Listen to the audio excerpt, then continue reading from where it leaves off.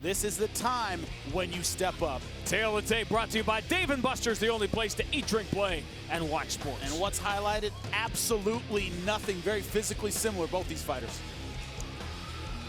Live on Spike, Bellator MMA, presented by Miller Lite. Now moves to the lightweight division for 3 5-minute rounds. We introduce the blue corner first at 5'11", weighing in 155 pounds even. As a professional, he brings 6 victories, just 1 defeat. He fights out of Sacramento, California, Dr. Mario Soto. And across the cage, his adversary fights out of the red corner at 5'11", weighing in 155.8 pounds. His professional record is undefeated at 6-0. He fights out of Half Moon Bay, California, introducing Adam Piccolotti. In charge of the action, your referee, Jason Herzog. The biggest test for both in their young careers. Fight, you ready? Fight, you ready? Fight! The fight clock brought to you by Miller Lite, the original Pilsner cheers. It's Miller time. Adam Piccolotti in the red gloves feels very comfortable with his jiu-jitsu game. Went to it very young. Everything he's done, he's been young. He's still just 27 years old.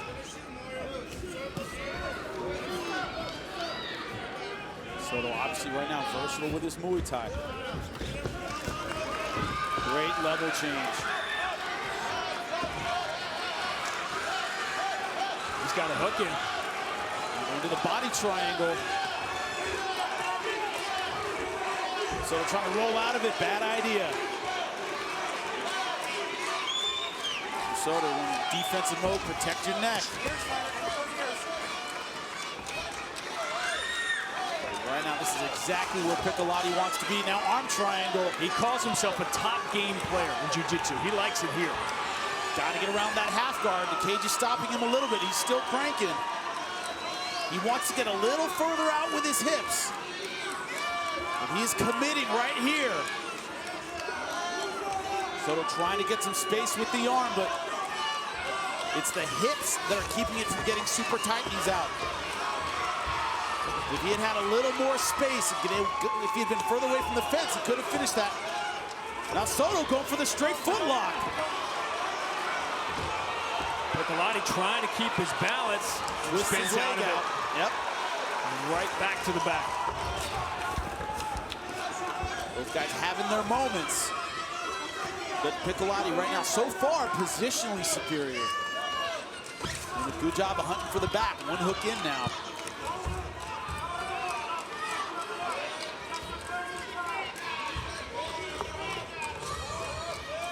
Using the power half Nelson to open up that side. A nice knee.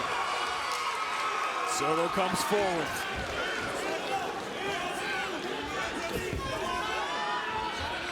Piccolotti carries himself like a young, undefeated fighter. That's right. Very confident.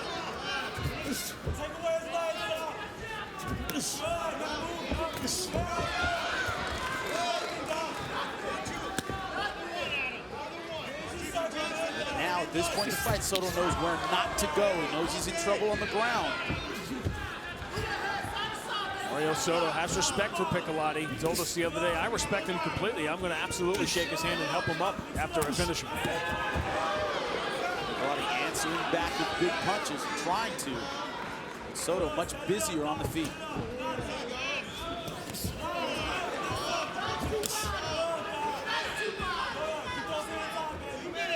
It's interesting, a lot of guys who fall for a takedown early, like Soto did, are more cautious on the feet. They want to move forward into that takedown. But Soto, very aggressive on the feet.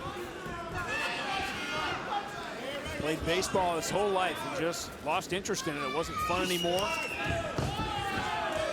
He was at Chico State. Used to watch a lot of Spike. Watched The Ultimate Fighter, and he watched the late Evan Tanner beat David Terrell and said, this is what I want to do. Nice combination by Piccolotti.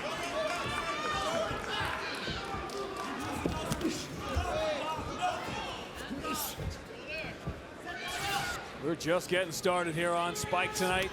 Big fights in the lightweight division. Josh Thompson in the main event. We may very well have a #1 contender in the featherweight division come out of that Daniel Weichel, Georgi Karahanyan fight. A lot of discussion to have around that Daniel Strauss injury that he somehow, some way, and I still don't know how, he fought through 5 brutal rounds with Patricio Pitbull with that hand shattered the way it was.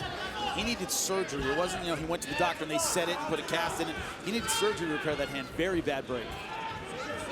That delay could bring Patricio Pitbull back into the mix at 145, faster than we thought. Gotta wonder if you're Patricio, if you're his camp. He's been through wars, and they've been back to back to back. There aren't any cupcakes at 145. He's not the kind of guy to fight one anyway. So far, when it comes to the Santa, Soto more versatile, Piccolotti more powerful. That's been the difference. Looking for a way to get this to the ground where he controlled the first 2 or 3 minutes of round #1. 2 of the young guns at 155. Soto in the blue gloves by submission, but suddenly you're in there with someone with superior skills on the ground. Exactly. Piccolotti's round 1. Piccolotti 10-9. Soto started coming back on the feet. But on the ground, it was a wipeout, and that's where we start round #2. That's been Piccolotti's advantage so far, not just being on the ground, but a power striker. Not super technical, but he throws with everything he has. Soto tried over and over that leg lock position, but it's cost him.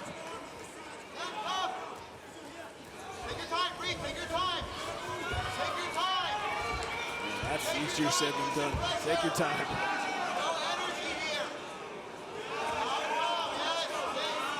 Bright lights are on. The heavy hips of Piccolotti, body triangle. Now in a neck crank position. He got that in very quickly. Yep. So it costs a lot of power if you don't get it. He doesn't try too hard for it. Smart enough to know when it's risk versus reward doesn't work. He's not giving up position. That's a mature decision right there. Well, he's experienced on the ground.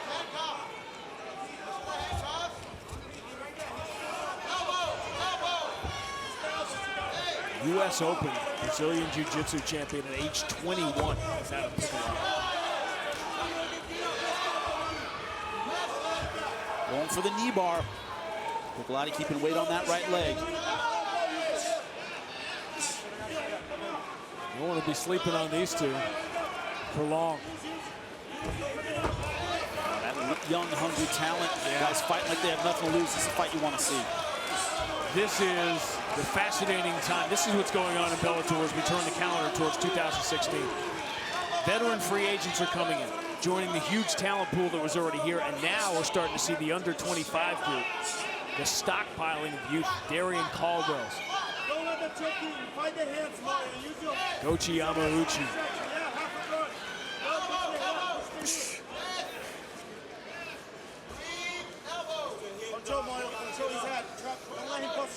The first generation were martial artists who were defending their style. The second were athletes who came and started training mixed martial arts. Now, this third generation is guys who spent their whole life training this sport. They've been watching it on Spike since they were 12, 13 years old and said, this is what I want to do. This is my sport. They know stuff at 22, 23 that didn't exist 10 or 15 years ago. You see the damage the elbows are starting to do now. Beautiful shot right over the eye. That's a nasty one. Soto right now just trying to survive. He's in danger of giving up his back. Man, I'm telling you, when your head doesn't have anywhere to go when it's stuck against the mat, the shots are even worse. If he can lock his hands, this is over. He's under the chin. Soto fought him off once. Oh, we got major problems here for Soto. Wow. And it's done. That looked like a blood fountain coming out of his nose. So much pressure with that rear naked choke. dominant performance in a fight he needed to dominate. Talk about making impressions. That was an impression, my friend. That is a visceral domination by Adam Piccolotti.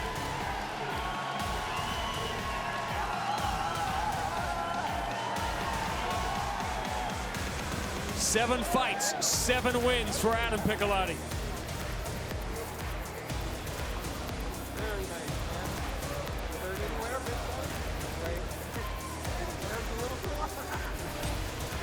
The replay brought to you by Blackheart Premium Spiced Rum, the bold 93 proof rum that's edgy to the core. Dominant position early in the round, but this time Piccolotti using more of his ground and pound, his elbows, his short forearms, his punches. Didn't go through a naked tail choke until he had it, and look at that. That's something you don't often see, blood spurting out from the pressure of the rear naked choke. Soto held on as long as he could. That looked like something out of a bad Saturday Night Live sketch. And that's as real as it gets. And so is Adam Piccolotti. He goes to 7-0, the official word, when we return. Ladies and gentlemen, inside the Bellator cage, the tap comes by way of a rear naked choke. Official time, 3 minutes, 25 seconds into round number 2. The winner by submission and still undefeated, Adam the Palm Piccolotti. Tail of the tape in this heavyweight affair. Jamel Jones is 2 years older, but Renan Ferreira is 8 inches taller. He also weighed in at 260 to Jones' 237. Randy mentioned the weight lost by Jamel Jones. 10-inch reach advantage on the arms for Renan Ferreira and 5 on the legs. Lillian, to you. Welcome back to the Smart Cage and welcome back to the action. This fight is in the heavyweight division. Introducing to you first, fighting out of the blue corner. He is a wrestler, standing 6 feet even. He weighs in officially 237 1/4 pounds. In 19 professional bouts, he has a record of 12 victories and 7 defeats with 8 wins by way of knockout. Fighting out of Coeur d'Alene, Idaho, here is Jamel the Beast Jones. His opponent, fighting out of the red corner. He specializes in boxing and jiu-jitsu. Standing at 6 feet 8 inches tall, he weighs in officially 260 1/2 pounds. In 11 professional bouts, he has a record of 8 victories, 2 defeats, and 1 no contest, with 6 wins by way of knockout. Fighting out of Porangotu, Brazil, here is Renan Problema Ferreira. Your referee in charge, Keith Peterson. Keith Peterson will be somewhat outsized by the competitors inside the cage tonight, but he will keep a close eye on the action with the ref cam. Renan Ferreira in the blue trunks, Jamel Jones in the gray. Problema takes the center of the cage. Jones in the southpaw stance. He told us at the fighter meetings, Randy, he'd been fighting his entire career as an orthodox fighter, even though he's left-handed, because that was his wrestling stance. Oh, he's at a knee! Ferreira pounding right out the side of Jamel Jones' head. Wow. He's out! It all started with that knee shot. That rocked him, and those follow-up shots on the ground were absolutely brutal. Wow. Timed that level change perfectly. It looked like Jamel was looking to level change and shoot. He brought that knee up from 6 foot 8, landed right on the button. It's a game changer right there for sure. And how's this? In his last outing, Renan Ferreira, a 31-second knockout victory to set a PFL heavyweight record. This one took 25 seconds, which is the new PFL heavyweight knockout record. Renan Ferreira, first round finish. And that means our man Ian Parker just hit on the prop. I'll take it. Ian, how did you know? Yeah, so look, Renan Ferreira, thank you for making me look like a wizard at that one. Look, this guy is an absolute problem. It was the knee, those punches. He's just got the reach. Sean, you said it best. They just don't build guys like this anymore. that reach. He's fast, athletic. I am excited to see what he does. I think he's not going to be my my pick to take Capolosa out and win the league this year. Oh, Wow. wow. Teasing forward. The duck. All right. Look, we're opposite the first round of the NFL draft right now. And guys like that, guys who are built like that, born in the United States, they're in the first round of the NFL draft. No doubt about that. But or they're playing power forward in the NBA. Like, guys in MMA just aren't built like this very often. The ones who are, the ones who have that kind of athletic pedigree, the ones who have that kind of athleticism, end up being champions at some point in their career, or multiple-time champions. I'm talking George St. Pierre. I'm talking about guys like John Jones with that sort of athletic pedigree. Look, we can watch the whole fight in the replay here. Yeah, it was 25 seconds long. And you see Jamel Jones is trying to work his way in, trying to find a way to get around those long levers of Ferreira. He said he didn't want to stay in front of him. But Ferreira, very patient. Oh, it's that knee, that follow-up knee that kind of dropped him a little bit. But these shots are just nasty. I mean, how fast is this dude? You do not see guys that are 6'8" with that kind of speed and that kind of athleticism. Look at that. More of a shin. That was a shin. But, I mean, look, Jamel Jones is reaching to try and grab a single leg there, and it just takes 2 or 3 of those punches right to the ear to put a very large man all the way out. Yeah, he's stunned there, and then this is all he needs. My goodness. Hey, tell you what, impressive explosion there from Keith Peterson to get Hanna off the attack. Yeah, he risked his life jumping there. My goodness. Look at that. Look at that. Great hand placement, Keith Peterson saving Jamel Jones. Hanna for Hanna. 25-second knockout victory. And there, you see the nickname on the mouthpiece, Problema. He is indeed a problem for everybody in this division.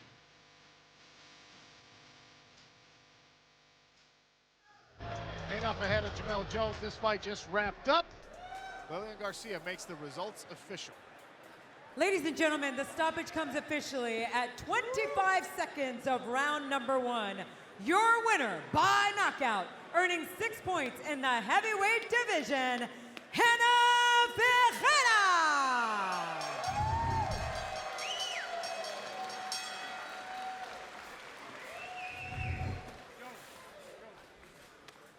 Michael Venom Page, Goichi Yamauchi. Hey, title aspirations on the line. Absolutely, and you can look at that 79-inch reach. That is massive. And the way that Michael Page utilizes that range, it's going to be difficult for Goichi to get inside. But if he does get the fight to the ground, stand by.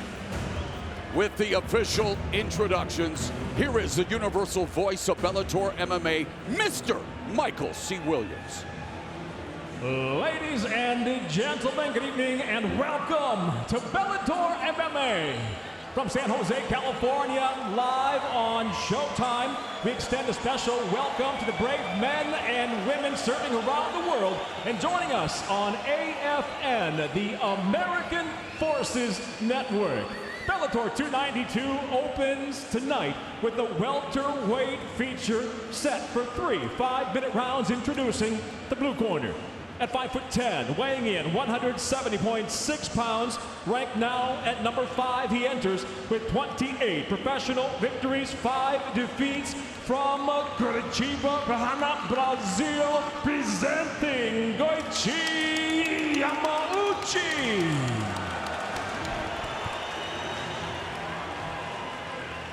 And across the cage, his adversary, fighting out of the red corner. At 6'3", weighing in 170.8 pounds, the number 2 ranked contender stands with 20 professional victories, just 2 defeats, hailing from London, England, introducing MVP Michael Venom Page. And when the bell rings, your referee in charge, Ed Galantis. Michael.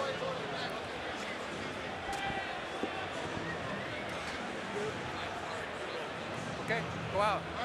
Yeah. Crowd is fired up for this one. Michael Venom Page getting a superstar reaction. Goichi Yamauchi hoping to continue his momentum. Let's go to the rules, the unified MMA rules for tonight's fight. You go under the 10-point must scoring system, and what that means is the winner is awarded 10 points. His opponent's going to be given 9 points or less.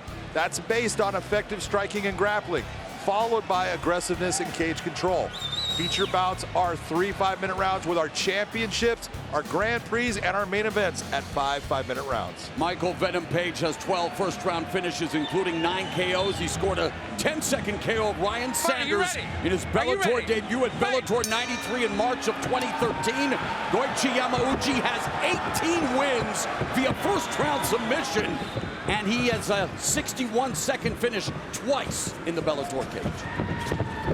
And this could end in a hurry. How do you prepare for someone like Michael Venom Page? Oh, we got a problem right there. I think I jinxed it, unfortunately, saying it. No, you said it could end at any moment. It just did. It really just did, and not the way we wanted it to. Although for Michael Venom Page, an electrifying finish, but Goichi Yamauchi has been injured, no longer able to compete. And what did I say about a 10-second knockout win in his Bellator MMA debut? That kick ends it. That kick itself, you saw it. Look, that's a knockout blow, okay? That is a beautifully placed kick by Michael Page. It did the damage. He did exactly what he's supposed to do. Goichi just unable to do anything after being injured with that kick, and it's a terrible thing for Goichi Yamauchi. One kick KO for Michael Venom Page. And the reason, we're all shocked, of course, it can end at any time. Was hoping to see more of a dynamic fight, but again, this is all it takes. One shot to the leg and it's over. That's pretty damn dynamic. I mean, that was when have you ever seen that you could visibly see, Morrow, the damage done by that kick in that moment? Shocking. And now console the thumbs up from Goichi Yamauchi. 30 years of age, was forced to move up in weight, having had weight-cutting issues, not only impacting his performances, but his mental health. Coming off a career highlight KO of Naaman Gracie, and now, for the first time in his career, he loses via KO or submission. This is the first time Goichi Yamauchi has been finished in 34 pro fights. And this right here, what he did, I believe, is he separated that patella tendon. He hit that right on the knee, and you see the kneecap go up. That shin hit the patella tendon. I believe that it ruptured the tendon, and it actually released that kneecap, and that's why Goichi was right away falling down, unable to continue. That's a massive injury. Of that, because there's a walk-off kick KO, 26 seconds of round number 1. Michael Venom Page doesn't even break a sweat, but he did perhaps break Goichi Yamauchi's leg.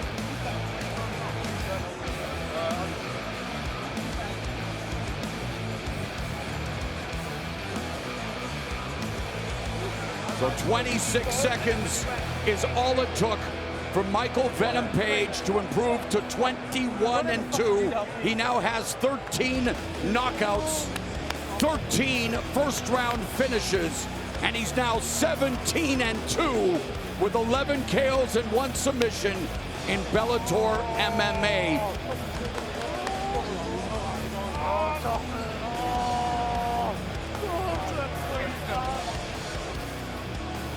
And now, Michael Venom Page with his 10th stoppage victory in the Bellator welterweight division.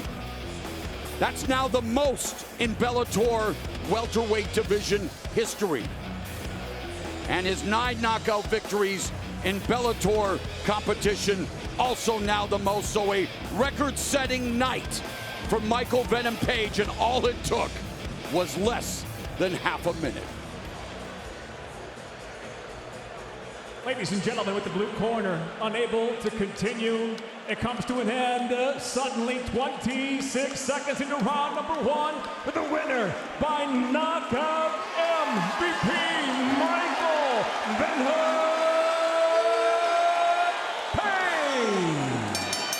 Michael Venom Page is one bad man, and he will be talking with Big John McCarthy. Ladies and gentlemen, I'm here with your winner, Michael Venom Page. Michael, it was short, it was dynamic, it was explosive. I believe that you ruptured his patella tendon with that one kick. You know what, first and foremost, I want to wish Gotti a speedy recovery. It's hard to even want to celebrate when he's right there. I'm actually a fan of him, his work. It was a pleasure to grace the cage with him, but I really do wish him a speedy recovery. You did this once before in another fight that I actually was in this cage, where you did something that I'd never seen done before. I've never seen that done before. What is it about you that you bring this power, this speed to this cage? You know what it is? For me, I feel I work hard to be here, man. I'm dynamic. I know it looks like it comes easy, but I'm busting my ass every single day in the gym just to put on a show for everybody here, and I hope I did that. I know it was short, but I hope I did that still. Yaroslav Amosov just defended his title. It looks like he might be going up against Jason Jackson, but is that a fight that you're looking at that you would like the winner of? You want to see me fight Amosov? You want to see that fight? Let's make it happen. Ladies and gentlemen, give it up for the man, Michael Venom Page. The O2 Arena is coming unglued for Michael Venom Page as we go to Michael C. Williams. From the O2 Arena here in London, Bellator MMA presented by Miller Lite now features welterweight set for 3 5-minute rounds brought to you by Gold Bond Powder Spray. And now, first introducing the blue corner. At 5'10", weighing in 170 pounds even, his professional record stands at 21-17 with 12 victories by knockout, 6 by way of submission. From Polonopolis, Matagrasso, Brazil, he fights out of Houston, Texas, USA. Introducing Evangelista Cyborg dos Santos. And across the cage, his adversary fighting out of the red corner at 6'3", weighing in 169.8 pounds. Impressive in the Bellator cage. The undefeated professional enters with 10 victories, 6 by knockout, 3 by submission. Hailing from and fighting out of London, England, introducing MVP Michael Venom Page. In charge of the action, your referee, Big John McCarthy.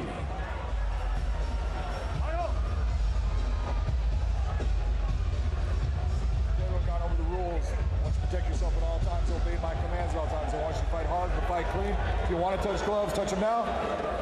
Good luck to both of you.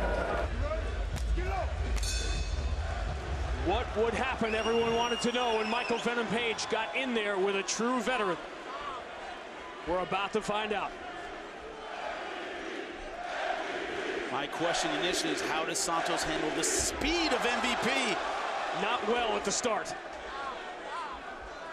Santos not a fast guy at middleweight.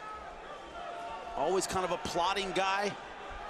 Very traditional Thai style. How does he handle the speed? And the range right there. You saw that kick not even come close because MVP can start his offense from so far away.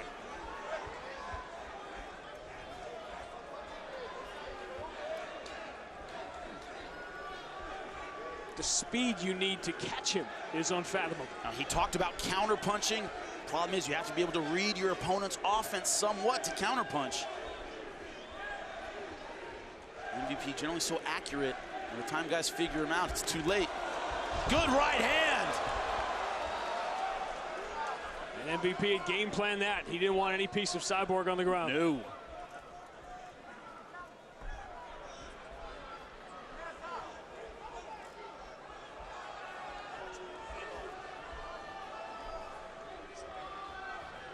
The style is unorthodox, but it's not as much dancing and clowning right now because I think he knows Cyborg isn't going to be affected by that. No, he won't. It won't mentally get him out of the fight. Big jump knee. Problem is, I brought him into grappling range. That's not where he wants to be against Cyborg. real submission skills. We saw that against Brennan Ward, has him down.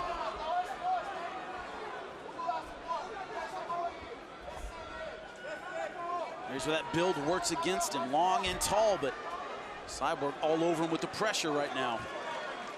Good job by MVP getting back to his feet. He's not out of the woods yet. Nice. Took him down away from the fence. Good tactical choice. This is what so many people wanted to see. MVP out of a defensive position. Looks like in a leg lock position of his own. Is he going to go for it? He is. What would it mean if he submitted Cyborg Santos? BJJ black belt. Not engaging his hips enough. See that arm in the way, in between his legs. That could be saving him right now. Surprised he went for that.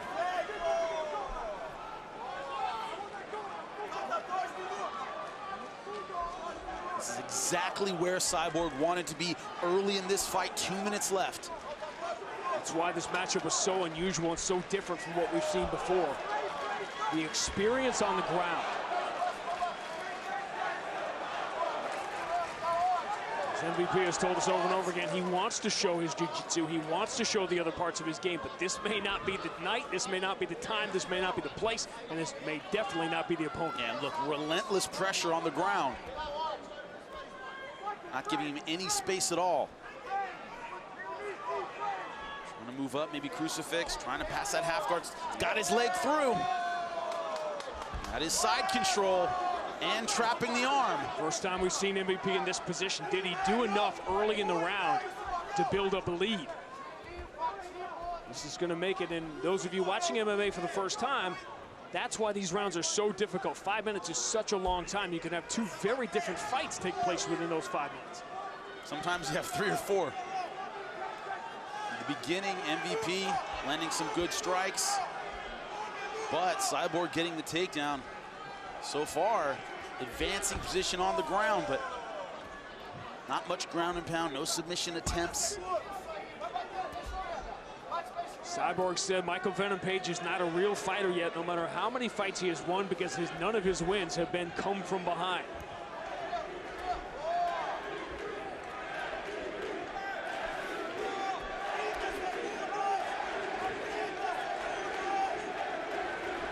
Everyone wanted to see MVP get a test. He's got one. Watch your fingers. Continue to work.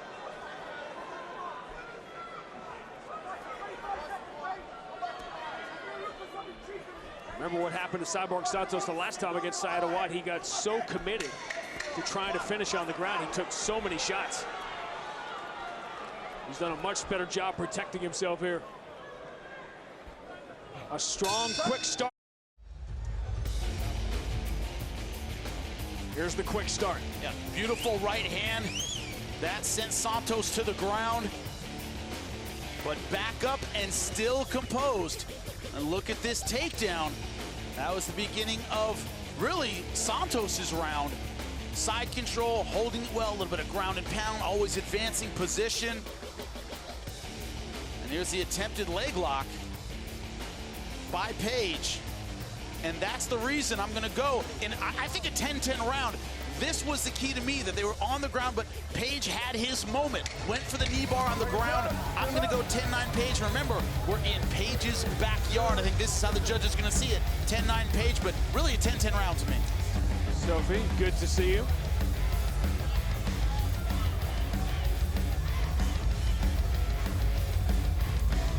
Cyborg Santos was very much aware of not having this fight go the distance. He was concerned about decisions. A lot of Michael Bisping references over the last couple of the weeks leading into this fight.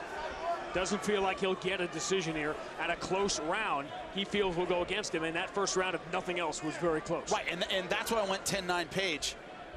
And also remember, effective striking, I believe that belongs to Page. Effective grappling belonged to Santos, but Page did go for that knee bar. Santos landed virtually nothing on the feet. So I'm going 10-9 Page, but it's a close first round.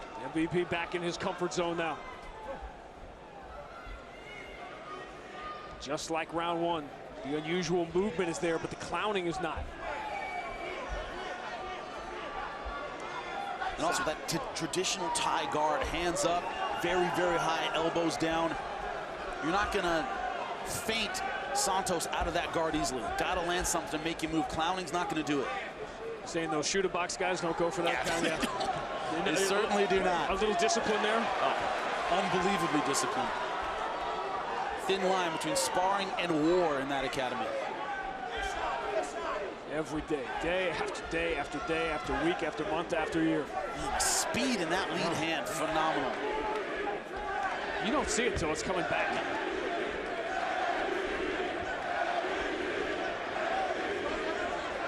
Cyborg will not take the bait. MVP's getting closer and closer, leaning in. Now, what he will do is try and capitalize with his grappling on opportunities like that. You see, when he had him open, he went for the lunge takedown, not a strike. Wasn't much. The presence of mind to throw just that little back fist just to keep Cyborg away so he could recreate the distance after taking that chance. I'm surprised Cyborg doesn't try a little bit more of that. We saw in the opening round, the back fist, not even to land, just to get close to MVP. Talk about the tortoise in the hair. No comparison in speed. But on the ground, no comparison in pressure, and that's where Santos wants to be. Because MVP wants to take those big chances, score that spectacular knockout, but he could put himself in a position to end up back on the ground. He's got to be careful of those back kicks. Not even close. And Santos is giving up the strike halfway through because he knows he's not in the ballpark. One thing MVP has really yet to do is open up with combinations. I mean, a lot of single strikes, a lot of setups. Hasn't really thrown more than one at a time. Maybe two, but not that 3-4 punch combination. That's some, but not enough. By the time you lunge forward, you've already taken yourself out of a power punching position. It's closing so much distance in one shot. It's very hard with Santos' build to have that lunging shot and keep your hips and legs underneath you. MVP is so long, he can do that. Look at that, straight right hand.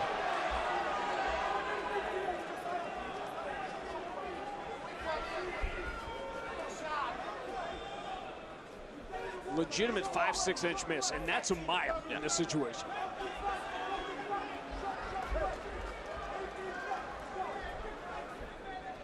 Five seconds doesn't sound like a long time. In a 100-yard dash, it's forever. Beautiful liver shot, that hurt him.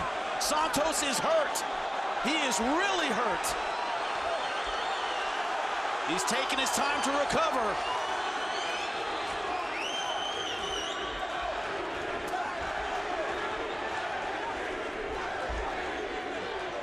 MVP doesn't buy it. And he respects the power of Santos.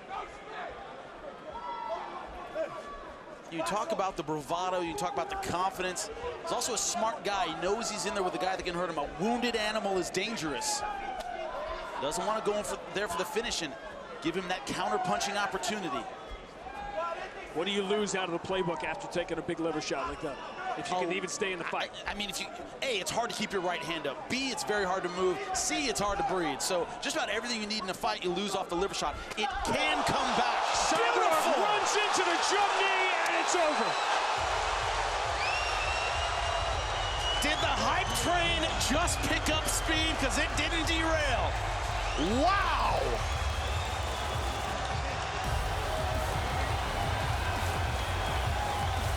Another strike thrown by Michael Venom Page. From the moment the liver shot landed, the clock was ticking on Cyborg Santos. He took a chance and paid the big price. And the way it happened, only MVP. Look at the liver shot that hurt him. Right here, look at this. Is slow motion, folks. Slow motion, and that's fast. Then here, look at this lunging shot. Could not have timed it any better.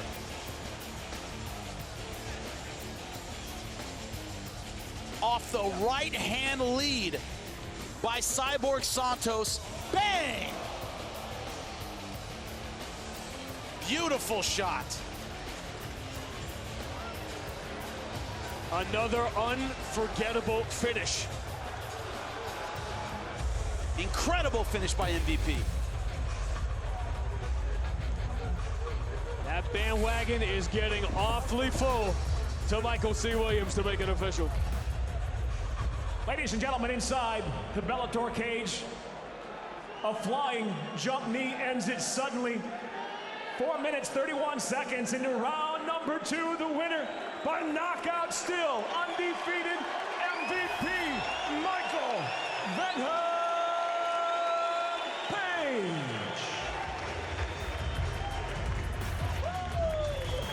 7 fights in Bellator, 7 wins, and another spectacular highlight reel finish, and yet another conversation with Jimmy Smith. I'm here with a very excited Michael Venom Page. Expectations were high coming into this fight, and you once again exceeded them. How does it feel here in the O2 Arena? London!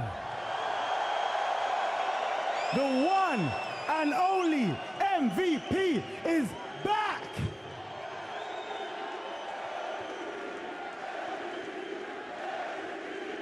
This fight against a veteran who had fought everyone was supposed to silence the critics, to show you as a contender. To the critics that are still out there, what do you say to them? Firstly, much respect to Cyborg. He is an absolute champ. He took me to where I haven't been so far. He pushed me. Much respect to Cyborg. He's a tough man. Tough man. But for the Pokemon Go lovers, I think I just caught me a Cyborg. You heard it, MVP. Just called him a Cyborg. Can't wait to see him again. Give it up for him. Our tail of the tape for this, the first of our 2 main events of the evening. 9-0, Ilima-Lei Macfarlane facing Vita Arteaga. One of the things when you look at that weight, Mike, it's telling you that's 124.8 for Ilima-Lei. She's right on that 125. You see Vita coming in a little bit light. Was she cutting too much? Was she cutting too much, or is she just in spectacular Bingo. shape? Let's find out. Okay, fighters, gone over the rules in the back. There were no final questions from you, Blue. There were no final questions from you, Red. If you want to touch gloves, go ahead and do it now. Come out ready to fight. Jason Herzog, our referee. The champion is Ilima-Lei Macfarlane.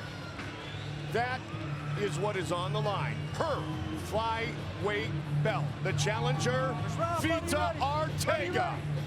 Here we go! Red gloves for the champ. Blue gloves for the challenger. And Ilima-Lei looking to utilize her wrestling early. Very smart move by Ilima-Lei. Don't stand there and brawl with a brawler. Be the technical fighter. Get inside. Get her against the cage. Work towards a takedown. And Vita's going to sit here and continue to try to make this a brawl. First 5-round fight for Vita Arteaga. Ilima-Lei's gone into the 3rd with Letourneau, the 3rd with Alejandra Lara, and the 5th when she won the belt against Emily Ducote. A lot of pressure that Ilima-Lei is driving into Vita against that cage. That takes a lot of energy with what she's doing. She's working hard for this takedown. Ilima-Lei said hands down, Vita is the most aggressive fighter I have ever gone against. Beautiful job of getting her arm around, getting to that double leg, but she lost it here.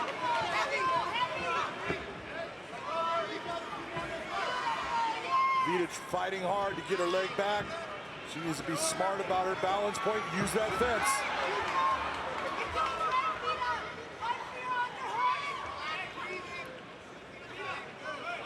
Vita looking to weather the early storm. Vita's doing a very good job of remaining calm. Yep. She was taken down, she gets herself back on top, gets herself back to the fence where she's up on her feet.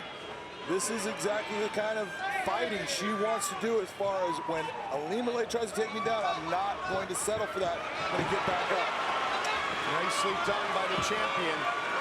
Really good job of eliminating Stingway. She's got that knockdown. Hooks her in. Both hooks in. Can she lock one down early, John? Well, both girls are brown belts in Brazilian Jiu-Jitsu. But there is a difference in what Alimale does and how she does it. So we're going to see how Vita is able to handle the Jiu-Jitsu style of Alimale Macfarlane. That crazy Eddie Bravo 10th Planet style. Oh, there's nothing crazy about it. You know what? It is an outstanding system of no-gi grappling that they have come up with that is very effective. It's just your knowledge in dealing with it is going to be, can you survive in it, or is it going to get you? Got a good knee bar attempt going for the heel hook now. Crazy doesn't mean it's not outstanding. Absolutely not. I'm just thinking of Eddie's personality. He's cranking on it. Alimale looking for an inverted heel hook.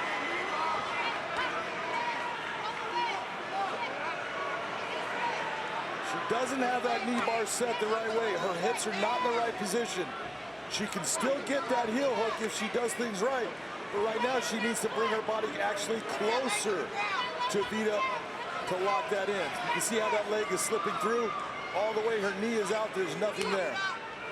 Okay, how about the jiu-jitsu system of that crazy Eddie Bravo? I like that. Okay, there we go. And that right there, what you were seeing is Alimale knew she didn't have anything, but she was trying to figure out her way of coming out on top in this situation, and it just wasn't there for her. And look at Vita now. Brown belt under Boogeyman Martinez is Alimale Macfarlane. Vita putting on some pressure here in round number 1. I think we are going to have ourselves a fight partner. I like it. This is what I'm talking about. Here comes Vita, and this is that Joe Frazier in her, man. She just keeps coming forward. She does not even understand how to walk backwards. Her best fight to date was her fight against Emily Dakota. Her fight against Emily was great, but her submission win against Denise Keels. The reason why that was so good is she stood in the middle of that cage and threw with a world champion kickboxer and did not back up. And then finished it with a standing guillotine. 40 seconds, first of a potential 5-minute rounds. Vita looking in her corner, led by her brother Freddie. Looking for that guillotine.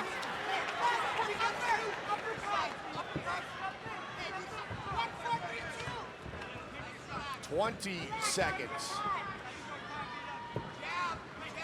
Both women told us their conditioning is at the highest level it's ever been. All the underwater training for Alimale and a work ethic like none ever before displayed for Vita Arteaga. Round 1 on your scorecard. On my scorecard, Alimale gets that round. She was the aggressive fighter. She was the one that was actually searching for that submission, trying to put it on. She did the better work overall, but not by much. Vita Arteaga was right there with her. Vita, the first time I called one of her fights and we interviewed her, John, she said quite simply, I know how to wrestle, I just like to brawl.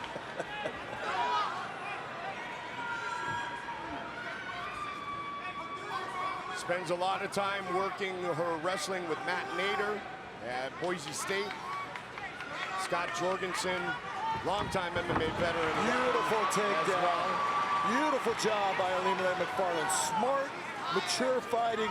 Great job of feeling that positioning and that push and then going with it.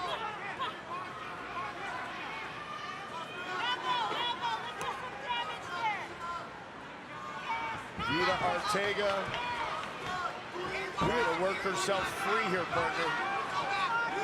A lot going on. Alimale's using a lot of energy here, Michael. We're going to see all that, underwater training and everything that she's been doing, saying, you know what, my heart rate is staying low and all these things.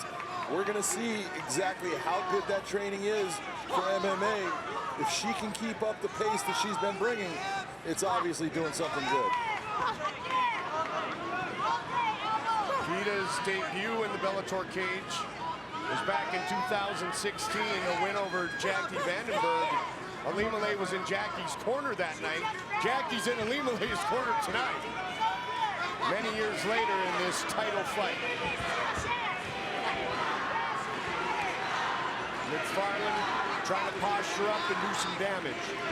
Well, she is posturing with her legs, getting herself up, but her head is still staying low in the middle of Arteaga's sternum area, and that is not where you're going to generate power. So either bring your head farther up towards Vita's head if you're in the stand-up position, or I want to get my head up high. We got someone that's bleeding here.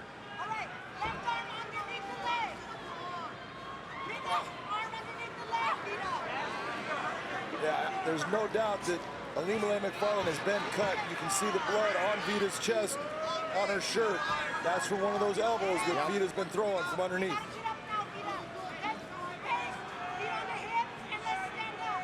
Ilima-Lei is in a 5-way tie for the top spot all time with 6 submissions inside the Bellator cage. She has done that in 8 fights. And this is what Ilima-Lei needs to do. If you're going to be in her guard, then make her pay for holding you there. Did a nice job taking the opportunity to get up. Lehman Gracie, he has 6 and 7 fights. Chandler, Yamauchi, and Held also on that list. 1:45 on the clock here in the second round.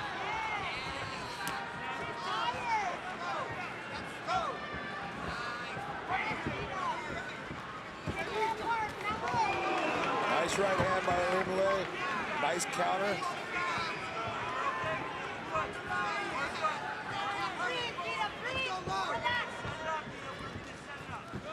One thing you're seeing, look at Ilima-Lei's mouth. It is open, which is telling you she's not able to breathe through her nose, which keeps her mouth open.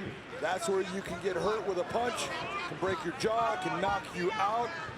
It is always good to be able to close down on that mouthpiece, and right now, Ilima-Lei's got an open mouth, as he's saying she has to breathe through her mouth to get that air she needs. Broken nose? It might be, you know, it's bleeding. Can't really see it. Doesn't look like it's misplaced in any fashion, but just because it's not, you know, sitting a little sideways doesn't mean that it's not broken. Saw the blood, we saw the elbow, and we got ourselves a heck of a title fight, which is, when you and I talked about this, John, kind of what we expected. I did. I expected this to be a war. I expected it to be that battle of Ilima-Lei working to get the fight to the ground and doing what she does so well, and Vita trying to keep it on her feet and being that brawler and sucking Ilima-Lei into that brawl with her, where she can land the bigger shots. 10 seconds. Nice inside leg kick.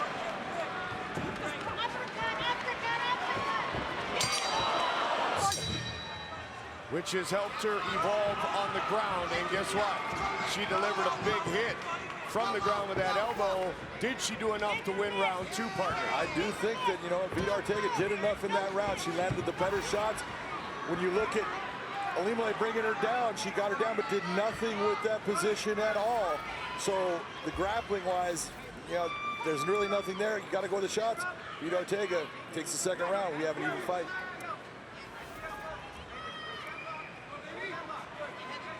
The youngest, the only girl, Vita, with 3 older brothers. Of course, big brother Freddie, also a professional fighter, in her corner, her trainer, her big brother, and by far her biggest fan.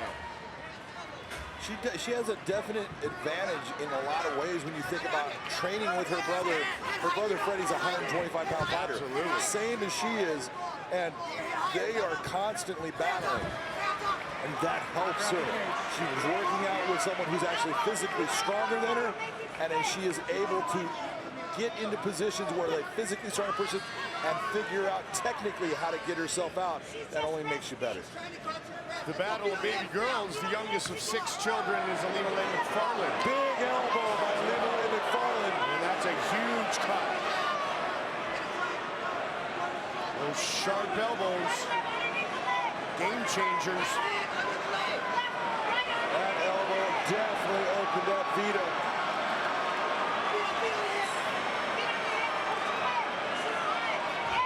Right in the middle of her forehead, that thing came down.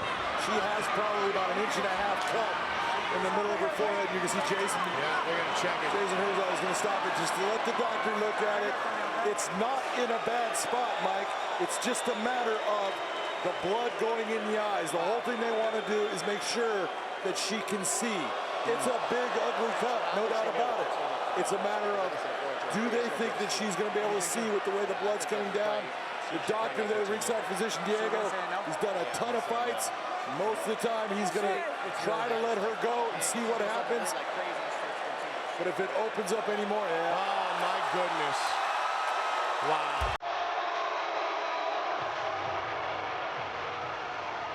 Look at what one shot can do. Just said it a second ago, partner. Game changer. It is. And the only thing I'm thinking right now, they got to fight again. Oh, no doubt about it. You know, it's an absolute win. You can say nothing about it for Alima and Macfarlane. That's a TKO victory.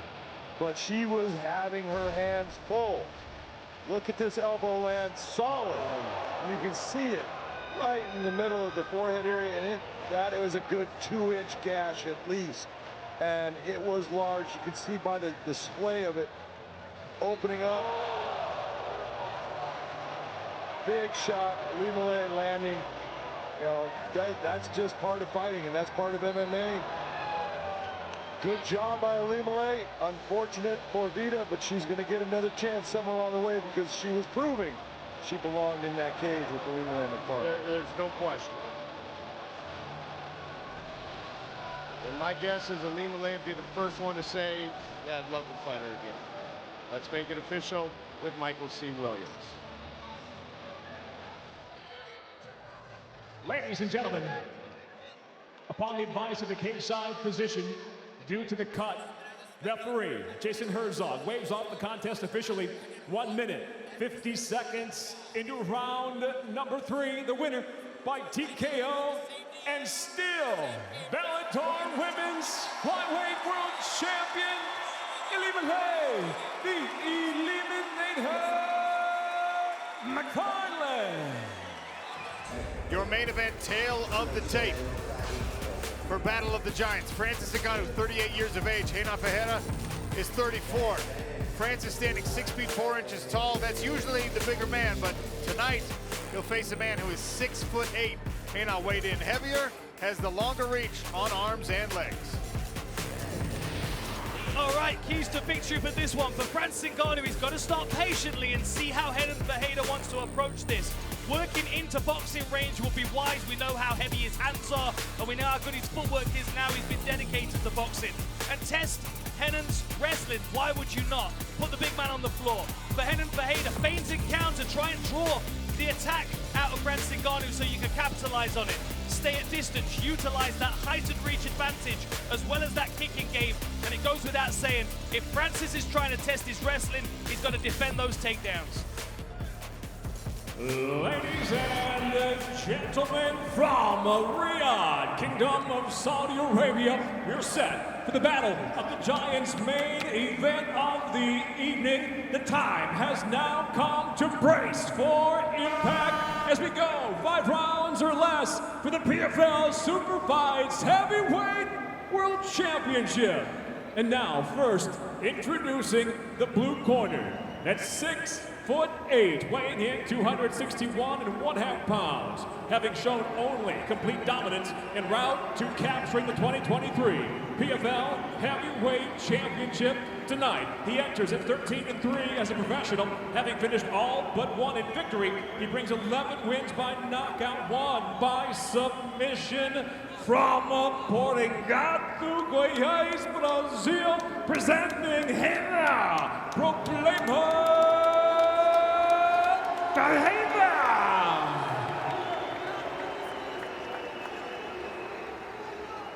And across the smart cage is the adversary, fighting out of the red corner at 6'4", weighing in 256.75 pounds. Hey Zach, something the real quick for you. never-dethroned, now former I was just told to heavyweight do it champion tonight.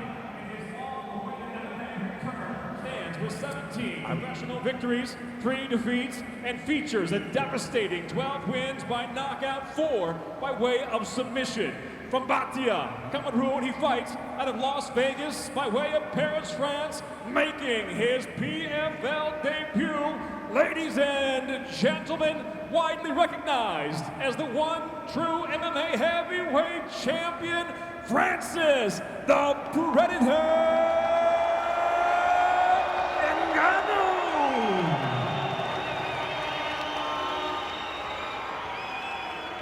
And your referee in charge, Dan Murgliata.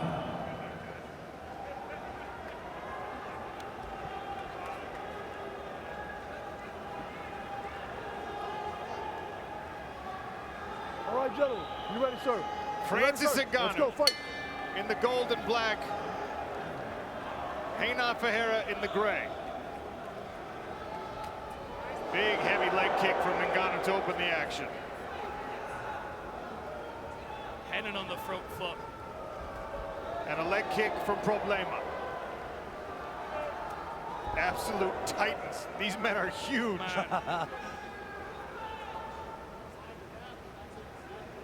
An exchange of leg kicks early. Not a bad idea to try and take the base away from these two power punchers. Hennen's waiting for that jab to come from Ngannou. You can see it. He's trying to smoke it out. He keeps feinting. He keeps tempting Ngannou. If Ngannou throws that lead hand, he's got to be cautious because that right hand is coming over the top. Oh! Well, there's a right hand from Francis after the leg kick. Off-balanced him a little bit. Takedown attempt. Right there. Randy Couture told you to watch for the wrestling. Who lands the takedowns? Good level change from Francis. Well timed. Drives through. Now on top. And this is where Reina Ferreira has improved his game so much. We'll see how much. Francis climbing into the guard of Reina Ferreira. Interesting. Now Reina Ferreira's got that awkward grapevine. He's extending Francis so he can't posture up and strike. That's exactly what I would do to Francis if I was underneath him. I'd have been tapping by now, Randy. Nice short shot from Ngannou there. He needs to get his legs free. The good thing. Sorry, Randy. Yeah, absolutely right. He's got to unbind those legs, bring his legs in and sit on his heels so those can't come in. The good thing about this position is Hennen's almost holding himself into this guard position. He's going to have to unhook his own legs if he wants to get back to his feet. He's looking for a Kimura here, but my goodness. How are you going to Kimura that? Oh! Triangle attempt here. Francis needs to rip out of that right now. The longer he stays, the more chance he has of getting caught. What a setup for Reina Ferreira. Get your toes out of the cage. Get your toes. Murgliata peeling the toes of Reina Ferreira out of the cage as he tries to create an angle. Francis punching the left hand down. Got his head out of trouble. That was a great effort by Reina Ferreira from the bottom position. Holding on to that wrist again, trying to stifle the punching attack of Ngannou. Round one halfway gone. Now the far side underhook for Reina Ferreira. See if he can build himself up. Easier said than done from underneath somebody like Francis Ngannou, who punches from the top. Nasty work! Oh, man. Francis Ngannou wailing away. Look how heavy he is on the hips. Look at that positioning. That's beautiful work. Hennen's going to have to work tremendously hard to get Ngannou off him so he can get back to his feet. Ngannou's positioned himself, knees on the outside, feet on the inside, and he is unleashing thunder from up. Oh, he's out! He's out! He's in big trouble! And he's down! And he is done! Wow! The king has returned! Francis Ngannou is back! Wow! Big, heavy hands from the top position, and one of those took the life out of Hennen. You saw him slump. He tried to fight back up, and two more came, and he went completely flat. Man, that was a beautiful finish there. Took one right out of Johnny Evelyn's book, rode him like a Division I wrestler, landing those heavy fists from the back position. Really impressive. And the position on the back that Francis had as well, the knees on the outside, the feet on the inside. That's that college wrestling. Clapped onto him. Very, very nice work. And as soon as he started to unleash those big punches, I mean, it was just coming through the guard of Renan Ferreira. And look at Francis Ngannou. The emotion. He has been through so much. Fighting tonight in the memory of his young son who passed away earlier this year.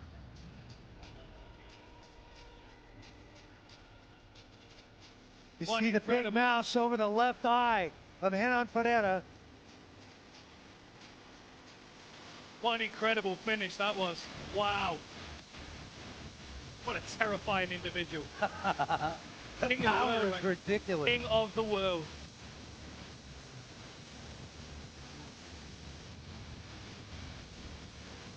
Eric Nixick, Dewey Cooper,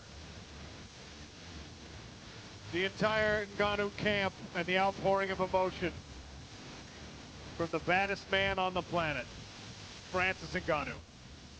And look at the relief on Ngannou's face right now, the outpouring of emotion that he must have been keeping so close to his chest all week this week, knowing the pressure that was on his shoulders, knowing the expectations from the MMA world, from the combat sports world. It's actually been since April. The gym's been the tension. Really? Nobody wanted to talk about it. Francis took a while to come back, to get back into camp. The entire gym was behind him after losing his son.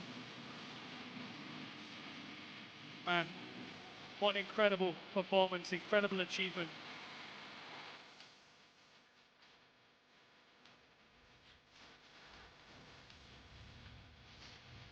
Slips under, beautiful double, keeps his feet moving, turns the corner, right into the butterfly guard of Renan Ferreira, steers him towards the cage. Again, slips over that big right hand, keeps his feet moving, finishes the takedown exactly where it needs to be, and then smartly steers the big man into the fence. Here you see the hammer fists. They aren't even hammer fists, they're just big fists. The sledgehammers. And there you see the life start to go out of hand on. One of those caught him right in the temple, on the left side of the temple. He's got a big mouse there. Dan Margliotta's seen enough. Here you see the fist coming in. No answer, no way for Renan Ferreira to get out from under those hips and that power of Francis Ngannou. And there the life goes out of him. Margliotta steps in. Man, devastating punching power. Doesn't even need to land clean. Doesn't even need to land like around the arms. He can just punch through guards. A terrifying individual. He landed a couple of right hands underneath the armpit on that far side, and these lefts coming down and hitting the ear of Renan Ferreira, and there's just nothing for it. You cannot withstand that kind of force. The human skull and brain are not equipped to absorb that kind of damage.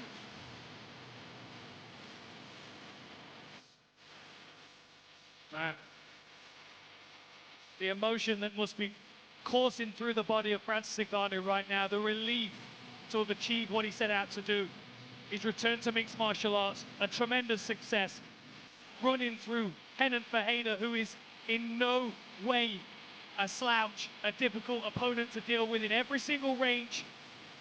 Beautiful triangle set up there from Renan off the back as well. You've got to give him credit for what he did. Nice surprise there for sure. Lovely exchange of low kicks in the beginning as well.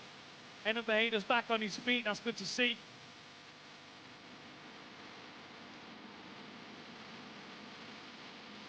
The voice of our Smart Cage tonight, Michael C. Williams, makes it official inside the Smart Cage. Ladies and gentlemen, for announcing the official time, we'd like to welcome back inside the Smart Cage for the presentation of the world title belt, His Excellency Badr Al-Qadi, Vice Minister of the Ministry of Sports, and Abdulaziz Julidan, Chairman of the Saudi MMA Federation, along with President of PFL Fighter Operations, Ray Sefo. And now, ladies and gentlemen, in the main event of the evening, it comes to a halt officially 3 minutes, 32 seconds into round number one. He is the winner by knockout, and now the new PFL Super Fights heavyweight world champion, Francis the Predator Ngannou.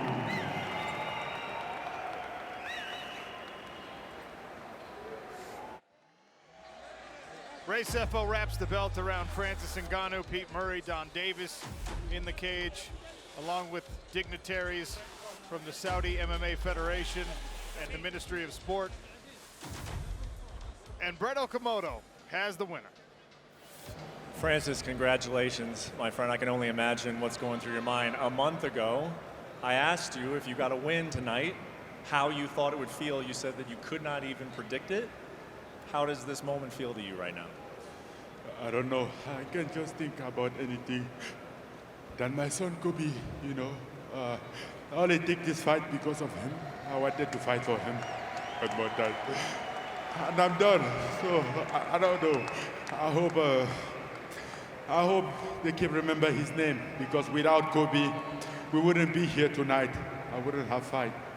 But thank you everyone for coming. And thank you for Saudi Arabia. Thank you for Riyadh to be a great host, to always having us here, taking good care of us. For the people here, very lovely, supporting.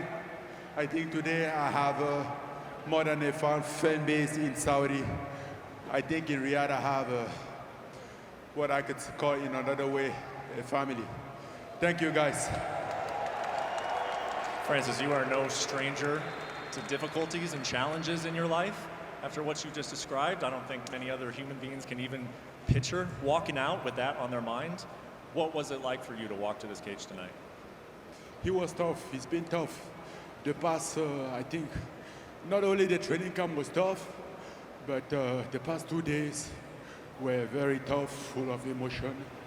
Couldn't do anything without thinking about it. I mean, I'm trying to say I was be strong, tell myself everything to keep moving, but it's hard, man. It's just hard.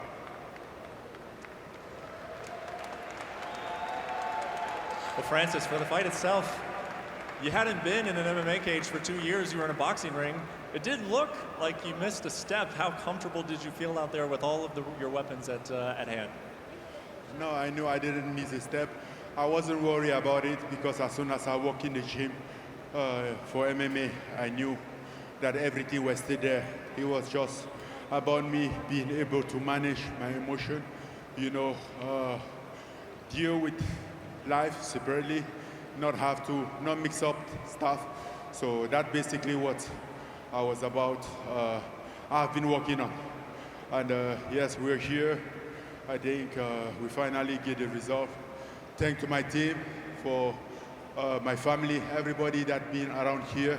Some of them are stripped, and they which been away from their family for almost 2 months to support me in my crazy journey, to my crazy dream, which has no limit. Sometimes I don't know if my dream even has sense, but here we are. Thank you, guys.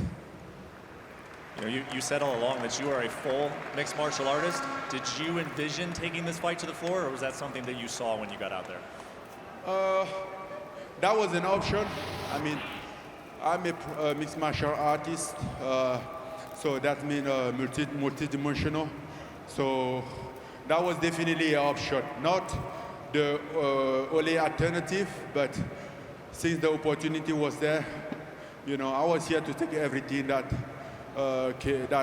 come my way, and here we are. It's good. You're boxing the best boxers in the world. You just defeated last year's PFL champion. How will you decide your next move in combat sports? You know, I think my next move in combat sport is all depend on me, how I feel, how I deal with my life right now. But otherwise, I think I always thought like I still had a lot to give in the combat sport, and hopefully I keep thinking that way. I keep that thought alive. I don't think there's any doubt about that. Last thing I want to have for you is, I know that this night was not about belts. It was not about money. It wasn't even to an extent about you. It was about Kobe. So I want the final thing for you to say is just what do you want to say about your son tonight? Well, I just want to say, please, remember my son Kobe. And then I dedicate this for him, this for Kobe. Thank you. Thank you so much, Francis. Sean, back to you. The promotional newcomer, Kayla Harrison, 3 years the elder of veteran Courtney King, 30-27. It is King that stands 1 inch taller. King will also have a 5-inch reach advantage. For our official introductions of this main event, here's Joe Martinez. And now, ladies and gentlemen, live on UFC Fight Pass from Fight Church here in Kansas City, Kansas, this is the main event of the evening. 3 rounds of action this scheduled in the Invicta FC featherweight division. Sanctioned by the Kansas Athletic Commission, the executive director in attendance, Adam Rohrbach. The 3 judges scoring at cage side, Kevin Champion, Greg DeVilbiss, and Stephen Graham. And when the action begins inside the cage, your referee in charge, Marcio La Selva. And now, ladies and gentlemen, the judges are ready and the fighters are ready. Fight fans watching live, let the world know you are ready! Introducing to you first, fighting out of the blue corner, a judo practitioner standing 5 feet 8 inches tall. Weighing in officially 146 pounds, this professional holds a record standing at 7 victories and no defeats. She is a 2-time Olympic judo gold medalist, the reigning PFL lightweight world champion, and tonight, making her Invicta FC featherweight debut from Coconut Creek, Florida, USA, here is the undefeated Kayla Harrison! And across the cage, her opponent fighting out of the red corner. This mixed martial artist stands 5 feet 9 inches tall. She weighed in officially 145 1/4 pounds and in 5 professional bouts, holds a record of 4 victories and 1 defeat. Fighting out of Fort Collins, Colorado, here is Courtney the Lion King! Once again, your referee, Marcio La Selva, with the final instruction. Ladies, you went over the rules early today. I expect a clean fight. Obey my commands all the time. Protect yourself all the time. If you want to shake hands, do it now. On my command, come back swinging. Marcio La Selva getting the main event assignment, featherweights inside the Invicta FC octagon. It is 2-time Olympic judo gold medalist Kayla Harrison taking on Invicta FC veteran Courtney King. TJ DeSantis, Julie Kedzie, Laura Sanko inside Fight Church here tonight in Kansas City, Kansas. Harrison in the red. Good, step in, King step in the in. black. Know it, step in. I'm surprised to see Courtney sort of closing distance already. Play on that, as long as you want. As long as you want, play on that. There you go. And one thing Courtney has had going for her to striking, she does an unorthodox same-side triple, double, triple strikes, which can kind of, it can make for a chaotic environment and make it hard for her to track her head. Nice kick to the body, finds a home for Harrison. Take that lead leg out, tap him back. Tommy Sohol checking in on Twitter. He's always here on Invicta FC Fight Night. And if you keep an eye on the outside leg of Harrison's right leg, Courtney's left, and you watch who's trying to kind of outpace each other, outstep each other there, that's going to show us where most of the power shots can be effective in these exchanges. Kayla Harrison has some very powerful kicks too, and from this open stance, I mean, that body kick is just going to be money for her. Get in on touch. Good, take it off. Big attempt there early by Harrison. King able to stay on her feet, but now in the clinch. Cuff right away. Sometimes those small victories early on, though, are so important when, you know, you're fighting someone who's just, again, has that aura of, oh, she can take down anybody. That small victory of her not getting that takedown immediately, that's great for Courtney King. It really is great, and you know, it's just like you said, those small victories kind of can have her mount her own offense like that, or it can help her have some more confidence in herself when mounting an offense. I like the way Harrison changed that chained that takedown attempt into a strike. Harrison chooses to disengage, go back to space. Interesting tactic here. when you look at Kayla Harrison, you mentioned the world-class elite level judo background. I mean, Courtney King really can't even bring in anyone that can match that technique to get ready. And there's a beautiful throw down there by Kayla Harrison. Nice right hand as she enters the guard here of King. And one of the things I really admire about Harrison's game is the way she is incorporating a massive ground and pound, like you can see there, from and top there's some positions. blood. Cut open here is Courtney King. That's a big cut. You see Courtney King scrambling to break the posture and also track the arm. That's going to be hard to do when somebody has their hips pushed into you like that. She's trying to pull her head down. Now she's digging for that. With the blood gushing here. Got distracted. Hard right elbow again by Kayla Harrison. King in some serious trouble. Kayla just so vicious in this top position. She does such a good job of following the hips and just landing offense the entire time that she's on top of you, just relentlessly. Just 2 minutes remain here in round number 1, but that is an eternity here for Courtney King to survive. Marciola Silva taking a look at that cut. Coming alive with right hands is Kayla Harrison. It's just when you can generate that kind of ground and pound, it's having such an innate sense of yourself and physics, and where you can actually execute that strike and have gravity behind you, right? Because it's a short distance, but if you can flip over, or if you can get that elbow exactly perfect, those are some money shots. And that's what judo is all about, right, Julie? It's physics, and understanding that leverage on the feet is often translates to understanding on the ground as well. Credit to Courtney King. I mean, her eyes are just closed. She's trying to survive. A touch over a minute remains here. But like I said, pin and pound right here. This is where Harrison's biggest statement can be made in this cage, I think, is, and leave an indelible mark. It's just the statement with what she can do and how she can adapt. Timeout here, hard right hands. Kayla Harrison maybe putting in the finishing touches. Courtney King trying to survive. Harrison being very patient here. Courtney's still intelligently defending, but this fight does seem in a dangerous place for her. I think that this is close to being stopped for at least a doctor's check. But there's 30 seconds left. They may. It's a good point. I mean, arm here for Kayla Harrison. They're very slippery. Courtney King trying to survive, as you mentioned. Very slippery with this blood. We'll see if she can try to utilize something to get free. But Kayla Harrison trying to wrap up the victory right here. And she created a nice frame for herself to make it hard for Harrison to actually extend that. So she's able to keep her elbows locked together, almost like a rear naked choke on her own arm.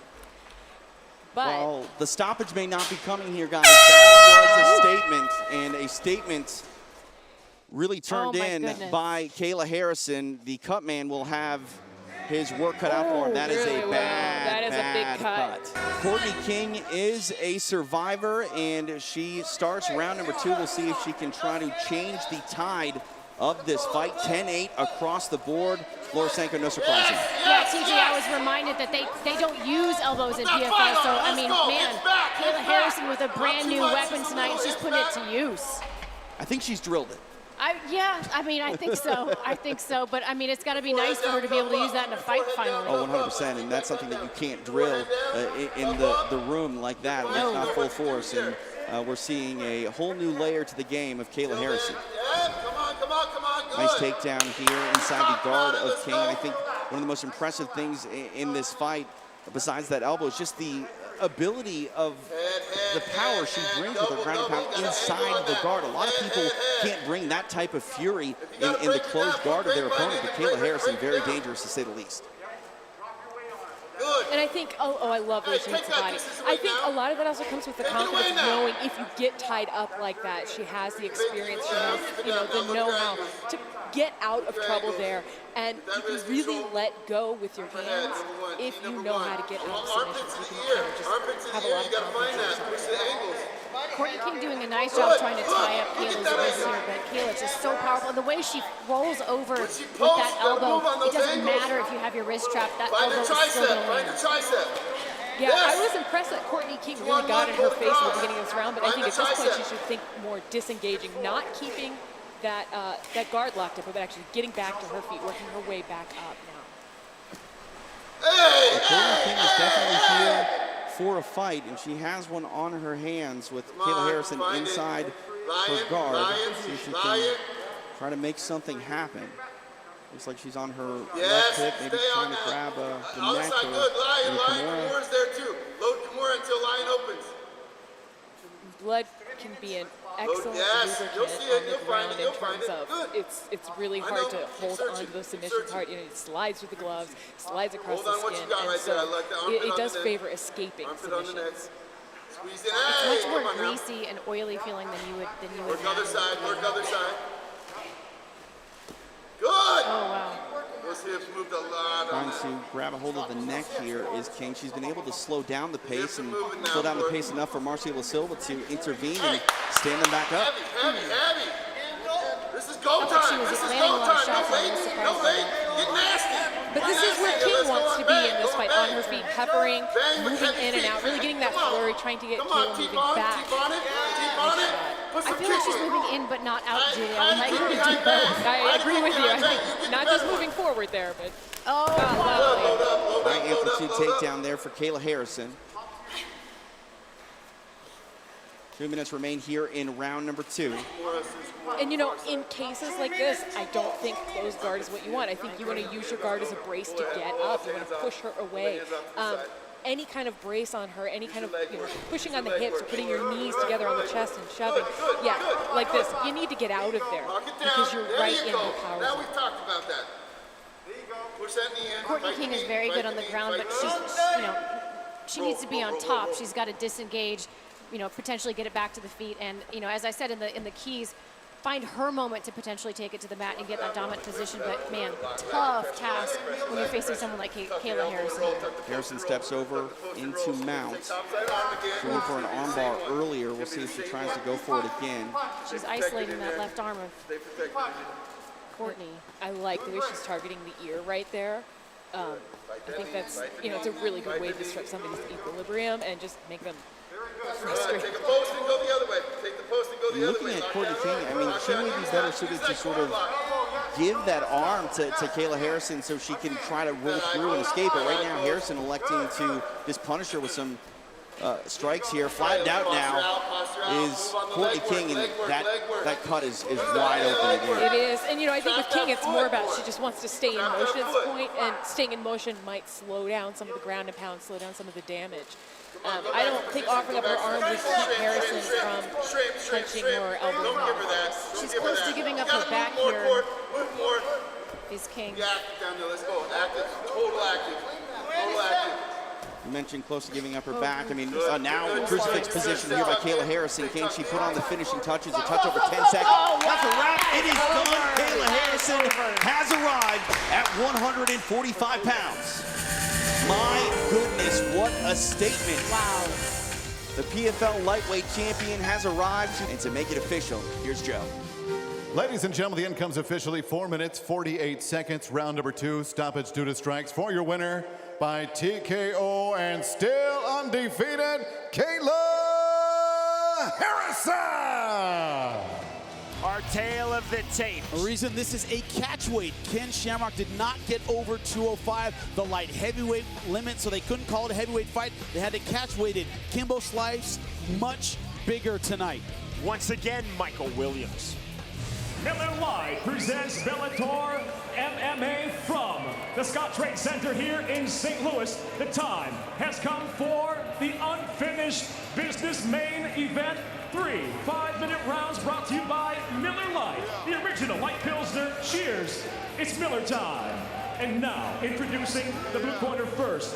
At 6'1", weighing in 204.4 pounds, making his Bellator debut, the MMA legend tonight stands with 28 professional victories, 15 defeats, and 2 draws. He fights out of San Diego, California, by way of Reno, Nevada, introducing the world's most dangerous man, Ken Shamrock.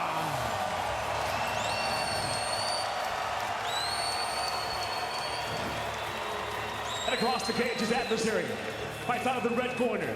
At 6'2", weighing in 232 pounds even tonight. He too makes his Bellator debut. His professional record, 4 victories, 2 defeats. Hailing from Coral Springs, Florida, introducing Kimbo Slice.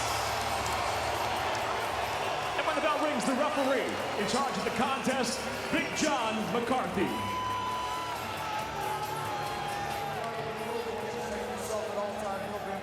If you want to touch gloves, touch them now. Good, let's step back. Good luck to both of you. Scott Trade Center is jam-packed and thick with anticipation. Ken Shamrock versus Kimbo Slice in our main event. You ready? You ready? Get it on! The bell in round number 1. Kimbo pointing to the center of the cage. I think he's daring Shamrock to stand and trade with him. Shamrock wants none of it.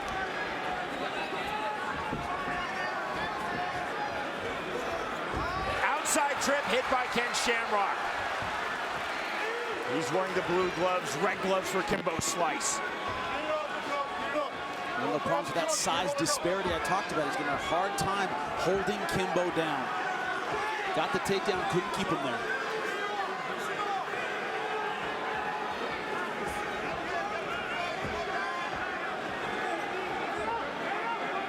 Shamrock with wrist control. Knee to the body.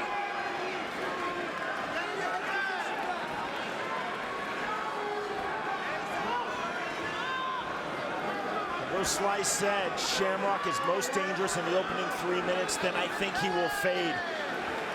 Shamrock wants to keep the fight here. Does not want to be at punching range with Kimbo. The problem is this is very taxing, especially if you're the smaller guy and they break. There is the separation. Level change, the single leg and hit by Shamrock. Now taking the back, both hooks in. That was an easy takedown for Ken. Looking for the rear naked choke. A bit of crank on that. It's under the neck. That is tight. That is very tight. Shamrock looking to finish. I think he's got it. McCarthy taking a really close look. Kimbo's not tapping though. He is still fighting. How long can Ken hold this? Because positionally this is done, but he's just not able to put enough into it yet. He's out, I think. Nope, he's still with it. Saw that arm drop, but he's still with it. Shamrock full commitment, but has crossed his angles. Lost both hooks, still deep, still tight. But if Ken doesn't get this, will he have any arm strength left? And Kimbo's out. Slice back to his feet and unloading with the right hand. It was all Ken Shamrock, now all Kimbo Slice. Drop Shamrock, and the count for behind win in the Bellator cage for Kimbo Slice.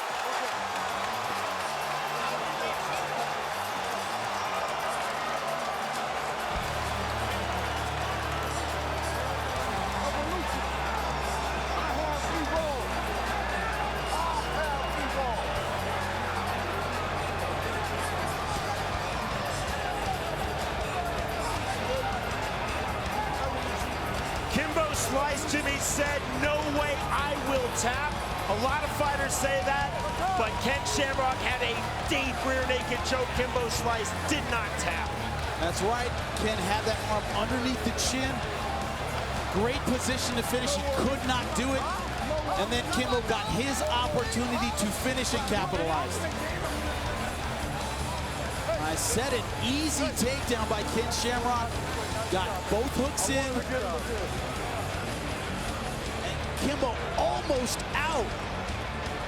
Ken just not able to put enough pressure on that rear naked choke to finish him. And he turns right here. And this was the beginning of the end for Ken because Kimbo back to his feet, kept Ken at punching range and landed a big right hand. That is all she wrote. And Ken Shamrock wobbly getting up. Good stoppage by Big John McCarthy. That was a huge right hand. Ken wasn't coming back from that. Great finishing instincts by Kimbo Slice.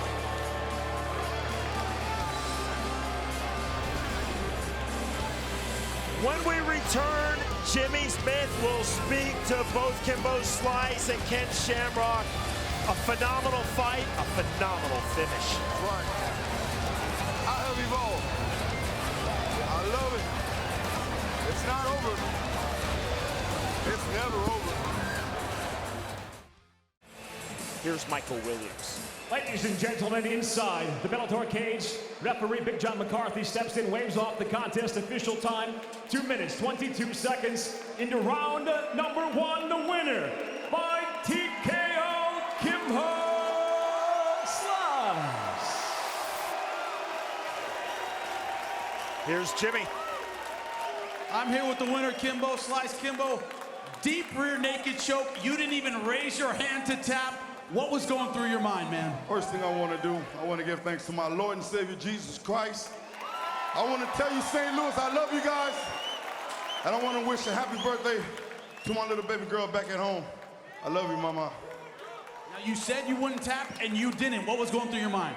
I've been in this position before at American Top Team Horse, ATT. I've been in this position before.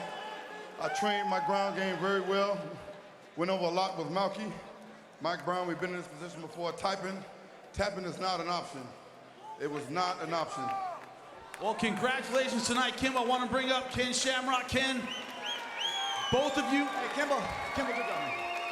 Good luck, man. After all the animosity, all the talk back and forth, what does that handshake and hug mean to you, man? Respect, you know.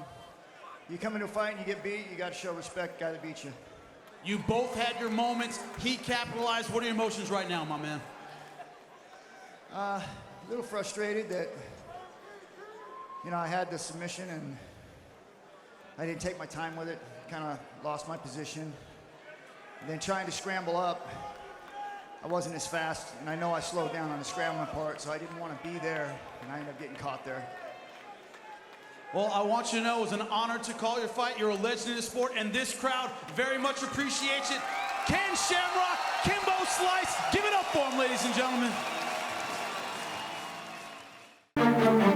Hey, what's up, guys? This is Francis Ngannou. Subscribe now.